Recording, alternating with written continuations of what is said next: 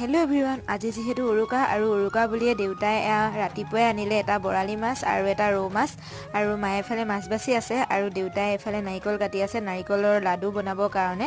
ভিডিঅ'টো পিছে মোৰ অলপ দিয়া দেৰি হৈছে। আপোনালোকৰ পিছে উৰুকা কেনেকুৱা গ'ল জনাব। আৰু এয়া যোৱাকালি ৰাতি মায়ে ভাপত দিয়া পিঠা বনাই থৈ দিছিলে আৰু এইফালে মায়ে মই পিঠাগুড়িকেইটা খুন্দি আছোঁ ধূপ পিঠা বনাবৰ বাবে।